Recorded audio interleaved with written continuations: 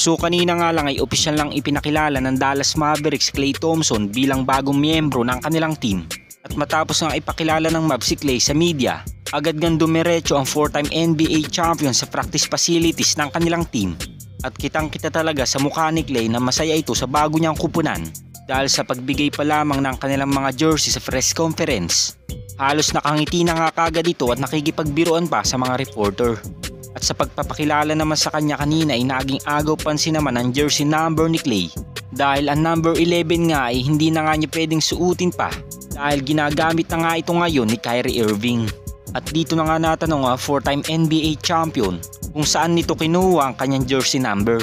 Well, ayon nga sa naging interview ni Klay Thompson, ang jersey number 31 nga ay kinuha nito sa former Dallas Mavericks player na si Jason Terry. At ang dahilan pa nga kung bakit number 31 ang pinili ni Klay ay dahil number nga din ito ng kanyang iniidolo na si Reggie Miller. So ngayong opisyal lang nasa Dallas Mavericks na si Klay Thompson at makikita na natin siya next season na kasama ni Kyrie at Luka Doncic.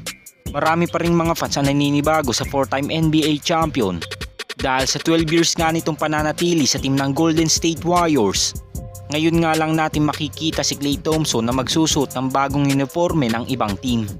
Ganun pa man sa pag-welcome nga sa kanya sa Dallas ay naging proud naman dito ang kanyang former teammate na si Draymond Green. At excited na nga din ang former Defensive Player of the Year na makita si Klay Thompson na suot ang Dallas uniform next season. At dahil sa pagiging desperado naman ng Warriors na makuha ang first-time All-Star na si Lauri Markkanen, ayon nga sa naging report ni Brett Siegel ng Clutch Points, desidido ang Warriors na magbigay ng 2 first-round pick sa Utah Jazz.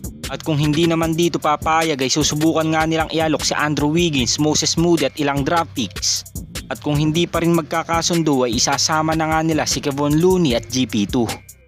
Well, sa pagiging desperado ng Warriors front office na makuha si Lauri Markkanen, ibig sabihin nga lang nito ay handa na silang sumugal at all-in na silang ibigay lahat ng kanilang mga players. Ngunit hindi pa rin nililinaw ng Golden State Warriors kung isasama nila sa package si Jonathan Kuminga.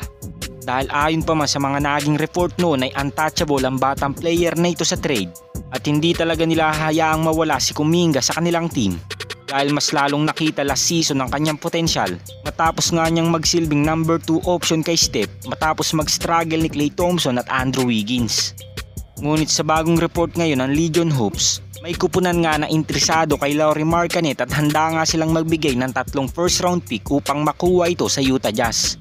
Subalit nananatiling tahimik pa rin ang Jazz sa alok ng mga teams kay Lauri Markkanen dahil ayon nga mismo sa naging interview ng first time All-Star, gusto nga niya sanang manatili sa Utah Jazz at manalo ng kampyonato. At ito nga siguro ang pinag-iisipan ng Utah Jazz dahil nangangarap nga si Markkanen na magkampiyon sa kanilang team.